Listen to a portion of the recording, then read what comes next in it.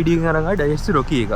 ඉතින් Toyota Race එක, Subaru Rex එක, Peradua Activa එක මේ ඔක්කොම එකම වාහනේ තමයි. ඉතින් මේ වාහනේ නිෂ්පාදනය කරන්න ඩයිහෙට්සු කම්පැනි එක. එකම වාහනේ තමයි වෙන වෙන බැච් වලින් පොඩි වෙනස්කම් ටිකක් එක රීබැච් වෙලා එන්නේ.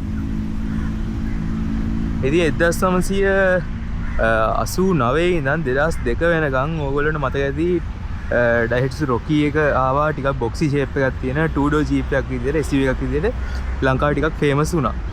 ඉතින් 2002 පස්සේ 2019 වෙනකන් අපිට රොකී එකක් බලා ගන්න හම්බුන්නේ නැහැ. ඉතින් 2019 පස්සේ තමයි මේ රොකී එක ආයි සෙකන්ඩ් ජෙනරේෂන් එක විදිහට අපිට බලා ගන්න හම්බෙන්නේ. ඉතින් මේ වාහනේම තමයි Toyota කම්පැනි එක රීබැච් කළා. Toyota Race විදිහටත්, Subaru කම්පැනි එකකින් Subaru Rex විදිහටත්, ඊට පස්සේ මැලේසියාවේ Peradua කම්පැනි එකකින් Peradua Activa එක විදිහටත් අපිට බලා ගන්න හම්බෙන්නේ. ග්‍රේඩ්ස් කීපයක් එනවා මේ වාහනේ LX ඊට පස්සේ G ප්‍රීමියම් G කියලා. ඉතින් මේකේ L ග්‍රේඩ් එකේ වාහනයක්, ලෝම ග්‍රේඩ් එක. ඒක නිසා මේකේ රිම් කප් ඇවිල්ලා තියෙන්නේ. LED lights ඔය වගේ ඔප්ෂන් කීපයක් මේකේ අඩුයි. ඉතින් බේසික් ග්‍රේඩ් එක නිසා ඔය විදිහටම Toyota Race එකට ගියාම ග්‍රේඩ්ස් කීපයක් එනවා. ඒකෙත් highest ග්‍රේඩ් එක Z ග්‍රේඩ් එක. ඉතින් වාහන වල ග්‍රේඩ්ස් ටික ගැන ඕගොල්ලන් ප්‍රශ්න තියෙනවා නම් කමෙන්ට් එකක් දාන්න, මම ඒක රිප්ලයි කරන්න. මොකද ග්‍රේඩ්ස් හැම මොඩල් එකේම ග්‍රේඩ් ටික ගැන කතා කරන ලොකු වෙලාවක් යන නිසා. අපි වාහනේ වීල් බේස් එක ගැන ඉඳන් පටන් ගත්තොත් වීල් බේස් එක අපිට බලා ගන්න පුළුවන් 2525ක් විදියට. ඊට පස්සේ සස්පෙන්ෂන් සයිඩ් එකට ආවම ඉස්සරහා MacPherson ඉන්ස්ට්‍රක්ටර් එකක් බලා ගන්න පුළුවන්. පිටිපස්සේ ටෝෂන් බීම් එකක් බලා ගන්න පුළුවන්. ඊට අමතරව අපි බ්‍රේක් සයිඩ් එකට ආවම ඉස්සරහා ඩිස්ක් බ්‍රේක් හම්බෙන්නේ. පිටිපස්සේ ආවම ඩ්‍රම් බ්‍රේක් තමයි බලා ගන්න හම්බෙන්නේ. ඉතින් මේ වාහනේ තව පොඩි විශේෂත්වයක් තියෙනවා. මේ වාහනේ ඉන්නේ all wheel drive එකක් විදියට. 1.2 natural aspirated හරි 1.2 hybrid හරි මම ඒකේ වීඩියෝ එකක් කරලා තියෙනවා. Toyota Race එකේ වීඩියෝ එකක් ගිහින් බලන්න. එතකොට hybrid එකේ වීඩියෝ එකක් මම කරලා තියෙනවා. ඉතින් ඒකකට යනවා නම් ඕගොල්ලෝ මේක හැමෙන් front wheel එකක් විදියට. හැබැයි 1000cc turbo එකකට යනවා නම් ඕගොල්ලෝ මේක all wheel drive එකක් system එකක් එක තමයි හම්බෙන්නේ. ඉතින් all wheel drive system එකක් තිබ්බා කියලා පිටිපස්ස independent දීලා නැහැ suspension. පිටිපස්සේ torsion beam එකක් තමයි දීලා තියෙන්නේ. මම ඒකත් ඕගොල්ලෝ close up shot එකක් දාන්නම් පස්සේ. ඩෝම් යන් ඉන්ටීරියර් එකට ඉතින් ලෝ ග්‍රේඩ් එකක් කළත් මේක අපිට කීලස් එන්ට්‍රි හම්බෙලා තියෙනවා.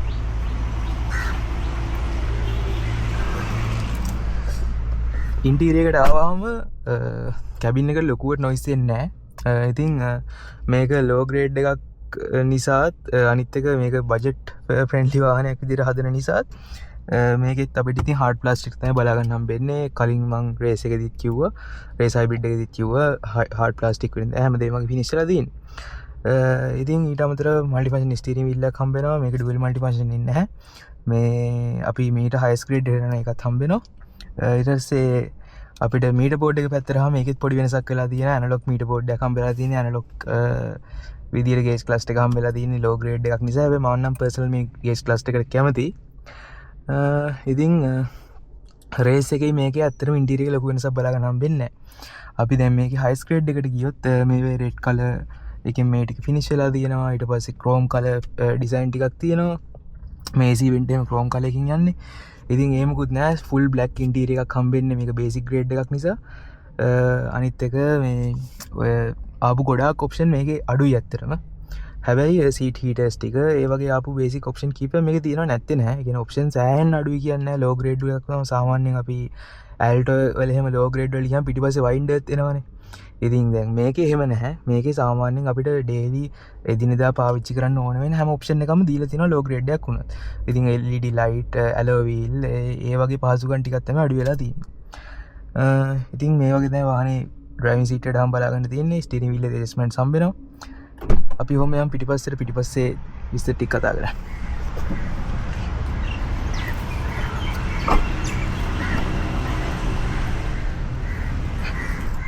පිටිපස් සීට්ස් වලට ආවහම කියන අඩුපාඩුවක් නැහැ. ඉතින් Toyota Race එකම තමයි ඉතින් මොකද ඩයිහෙට්ස් රොකී වුණ Toyota Race එකේදී රීබැච් වෙලා එන්නේ. ඉතින් කලින් වාහනේ කතා කළා වගේම ලෙග් ස්පේස් හොඳයි.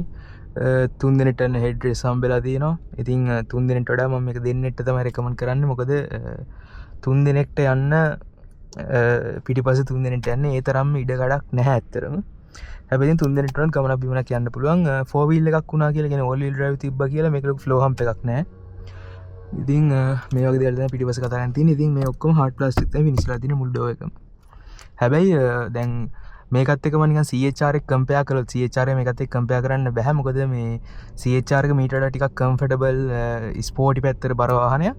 හැබැයි මම නිකමට CHR එකත් එක්ක මේක කම්පෙයාර් කළොත් CHR එකට වඩා මේක පිටිපස්ස හොඳයි කියලා කියන්න පුළුවන්. මොකද සෙකන්ඩ් රෝ එකට ආවහම මේ මට දැනිසි දෙයක් තමයි CHR එකේ පැක් වෙච්ච ගතියක් තියෙනවා. මම CHR මම පර්සනලි එච්චර කැමති වාහනයක් නෙවෙයි. ඩ්‍රයිව් කරන්න කැමති. හැබැයි ඩේ ටු ඩේ යූස් කරන්න එච්චර කැමති නෑ. ඒක අර පැක් වෙච්ච ගතිය නිසා.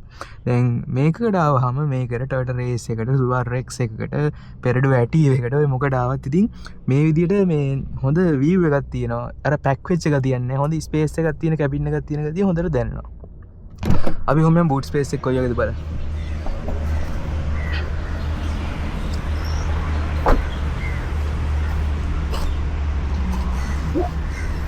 මේ boot space එකට ආවහම මේ වගේ ඉඩකඩක් බලා ගන්න පුළුවන්. day to day use කරන crossover එකකට මේ boot space එක හොඳටම හොඳයි. එතන tire repair kit එකකත් spare wheel එකකත් හම්බෙන්නේ නැහැ. අපි hybrid එකට ගියාම hybrid එකේ මෙතන 12 battery එක mount කරලා දෙනවා. ඉතින් මේකේ කිසිම දෙයක් හම්බෙන්නේ නැහැ. මෙතනත් අපිට storage area එකක් විදිහට අපිට බඩු බාණ්ඩ දාලා තියාගන්න පාවිච්චි කරන්න පුළුවන්. මේකේ tire repair kit එක මේ side එකේ තමයි හම්බෙන්නේ.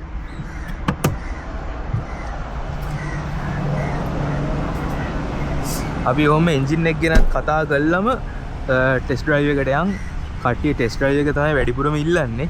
ඒ දිනේ වාහනේ විස්තර ටික කතා කරන්නේ તો ටෙස්ට් ඩ්‍රයිව් එක විතරක් ගිහලා හරියන්නේත් නැහැ. එන්ජින් එක ගැන කතා කළාම ටෙස්ට් ඩ්‍රයිව් එකට යන්.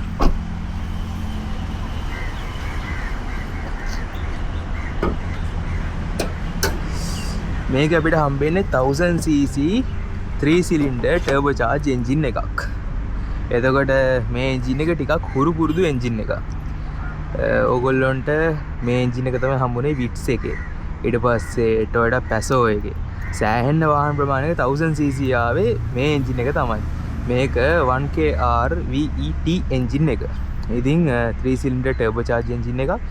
හොඳ පවර් එකක් තියෙන එන්ජින් එකක්. සාමාන්‍යයෙන් මේකේ මේ එන්ජින් එකේ RPM එක 6000දී brake horsepower 98ක් ගන්න පුළුවන්. ඉතින් horsepower 98ක් කියන්නේ මේ වාහනේ සයිස් එකත් එක්ක හොඳ වගයක්. ඊට පස්සේ RPM එක 2400 ඉඳන් 4000 විතර වෙනකන් අපිට මේකේ ටෝක් එක ගන්න පුළුවන් නිව්ටන් මීටර් 140ක්. ඉතින් වාහනේ weight එක ගත්තොත් වාහනේ weight එක තියෙන 1040 කිලෝග්‍රෑම් 1080 කිලෝග්‍රෑම් අතර ප්‍රමාණයක් තමයි තියෙන්නේ. ඒ කියන්නේ වාහනේ grade එකත් එක්ක මේ weight එක පොඩ්ඩක් වෙනස් වෙනවා. ඉතින් සාමාන්‍යයෙන් කිලෝග්‍රෑම් 1000කට ආසන්න බරක් තියෙන වාහනයක් විදිහට මේක 2 wheel drive එකට Peredo Active එකකට එහෙම ගියාම මේක 970කට විතර අඩු වෙනවා වාහනේ weight එක. ඉතින් ඒ වගේ weight එකක් එක්ක මේ පවර් එක හම්බ වෙනවා කියන්නේ ඇත්තටම නියමයි. මොකද මං ඉස්සරහට කතා කරන්න බලාපොරොත්තු වෙනවා Toyota Premium එකේ වීඩියෝ එකක්. මොකද Premium එකත් මගෙන් කෙනෙක් ඉල්ලුවා වීඩියෝ එකක් ගේන්න කියලා. ඉතින් Premium එකේ එන්ජින් එකත් හම්බෙන්නේ අපිට 1NZ FE එන්ජින් එකනේ. එතකොට ඒ එන්ජින් එකේ පවර් එකට සමානම් පවර් එකක් මේකෙත් හම්බ වෙනවා. කියන්නේ ඒක 1500cc ඒ පවර් එකට සමානම් පවර් එකක් මේ 3 cylinder එන්ජින් එක අපිට බලා ගන්න පුළුවන්. ඉතින් weight එකත් ප්‍රීමියම් එකට වඩා සෑහෙන අඩුයි. ඒකින් හින්දා මේක පොඩි ස්පෝර්ටි විදිහට ඩ්‍රයිව් කරන්න chance එක තියෙනවා. මොකද මේකේ DCVT gear box එකත් එක්ක අපිට CVT transmission එකක් හම්බුණාට 7 speed Triptronic අපිට gears මාරු කරන්න පුළුවන්. ඉතින් manual gears ටික change කරද්දි මේක හොඳට fun විදිහට ඩ්‍රයිව් කරන්නත් පුළුවන් වාහනයක්. engine oil එක ගැන අපි කතා කරනවා. engine oil එක 0W20 තමයි engine oil එක recommend කරලා ඉන්නේ. මේකේ 1.2 natural aspirated හරි 1.2 hybrid එකට ගියාම අපිට 0W16 oil එක තමයි recommend කරලා ආවේ. හැබැයි කවදාවත් මේ turbo engine එක තියෙන වාහනේට 0W16 දාන්නත් එපා. පුළුවන් නම් 0W20 fully synthetic oil එකක් use කරන්න. මොකද turbo charge එක පරිස්සම් වෙන fully synthetic oil එකක් use කරන එක සෑහෙන වැදගත්. ඉතින් engine oil එක 0W20 යනකොට brake oil එක අපිට .304 brake oil එක use කරන්න පුළුවන්. ඉතින් එන්ජින් එක ගැන මේ වගේ දේවල් ටික කතා කරන්න හම්බෙන්නේ. අපි එහෙනම් යන් ඩ්‍රයිව් එකට.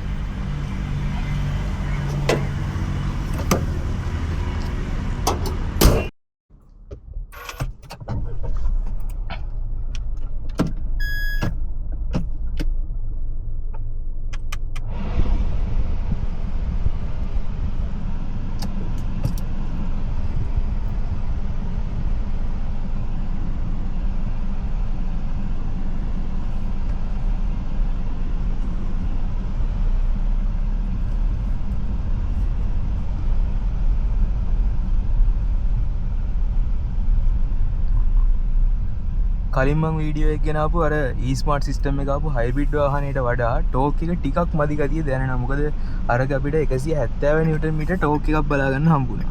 ඉතින් අර low rpm එකේදී මේකේ ටෝක් එක ඒ තරම්ම නැහැ. හැබැයි high rpm යනකොට ඒකට වඩා හොඳ throttle response එකක් තියෙනවා මේ වාහනේ.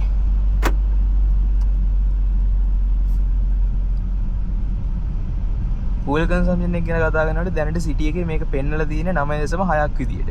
ඉතින් සාමාන්‍යයෙන් 10.5 9.6 ඒ වගේ අතර අගයක් කරනවා. දුර යනවා නම් ලීටරයට 15,000ක් විතර උඩරිම වැඩ කරයි. මේකේ all wheel drive system එකක් තිබ්බා කියලා ඒ තරම්ම fuel consumption එක ගොඩක් අඩු වෙන්නේ නැහැ. මොකද මේ හැම වෙලාවෙම රෝද 4ටම පව එක දෙන්නේ නැහැ. හැම වෙලාවෙම front wheel වලින් ඉඳන් drive වෙන්නේ. ඉස්සරහ රෝද ස්ලිප් වෙනවා නම් හරියට පව එක ඩිලිවර් වෙන්නේ නැත්නම් හරි තමයි පිටිපස්සේ රෝද වලට මාරු වෙන්නේ.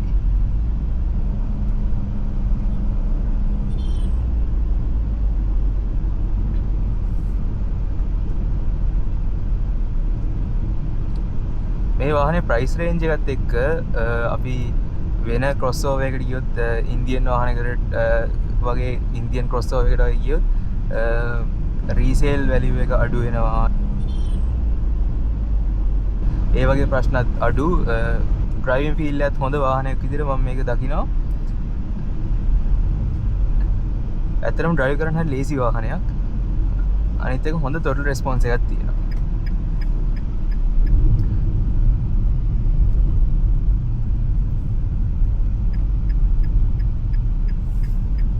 මම කලින් කිව්වා වගේ මේක 7 speed manual drive කරන්න පුළුවන්. manual gear shift එක හම්බ වෙනවා. ඉතින් manual drive එකේ තමයි අපිට RPM 6000 දී හම්බෙන max horsepower එක බලා ගන්න හම්බෙන්නේ.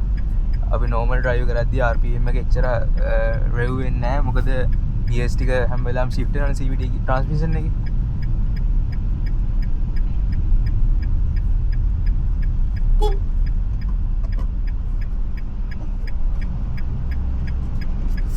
දෙදස් 525ක් වගේ අඩු වීල් බේස් එකක් තියෙන හින්දා ළඟ හරව ගන්න සිටි එකේ ඩ්‍රයිව් කරන්න ඇත්තටම හරි පහසු වාහනයක්.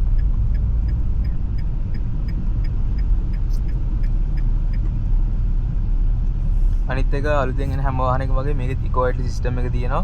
ඉතින් ට්‍රැෆික් එකේ දෙපි වාහනේ නතර කළාම එන්ජින් එක ඕෆ් වෙලා බැටරි එකකින් AC එකට ඕන පවර් එක දීලා වාහනේ ෆුවල් සේව් කරනවා.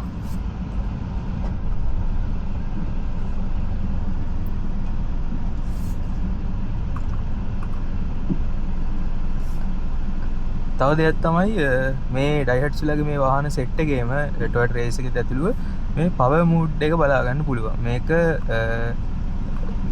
එන්ජින් එකෙන් ලොකු වෙනසක් වෙන්නේ නැහැ. දැන් අපි ඉකෝ මූඩ් පවර් මූඩ් කියලා යුරෝප් වාහන වල යනකොට ඒක එන්ජින් එකේ performance වල වෙනසක් වෙනවා. හැබැයි මේකෙදි වෙන්නේ CVT transmission එකෙන් ගියර් එක පොඩ්ඩක් ලෝ කරලා තියෙන ගියර් රේෂියෝ එක ලෝ කරලා වාහනේ RPM පොඩ්ඩක් හයි කරලා පවර් එක වැඩි කරලා දෙන එක.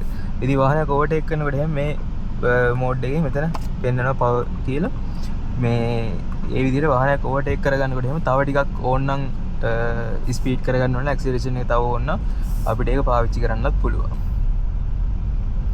අපි වාහනේ මැනුවල් ඩ්‍රයිව් කරලා බලමු කොහොමද කියලා.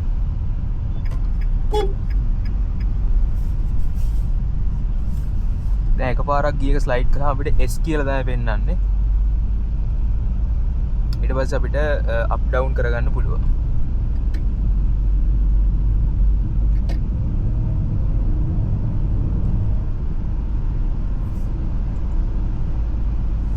මම කලින් කිව්වා වගේ මැනුවල් ඩ්‍රයිව් එකේදී අර ටර්බෝ එක හරි ගන්න බූස්ට් වෙන හින්දා ඒ උඩරිම ඇක්සලරේෂන් එක ඒ උඩරිම පවර් එක ගන්න පුළුවන්. 1000cc එන්ජින් එකක් වුණාට 1005 natural aspirated එන්ජින් එකකටත් වඩා හොඳ පවර් එකක් දෙන්න. මොකද වාහනේ weight එක ගොඩක් අඩු නිසා.